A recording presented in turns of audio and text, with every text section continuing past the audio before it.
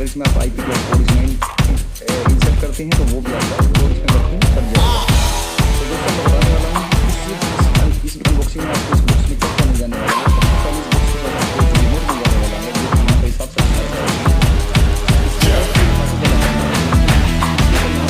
और IP का function इसी रिमोट के ऊपर मिल जाएगा। इसमें डायरेक्ट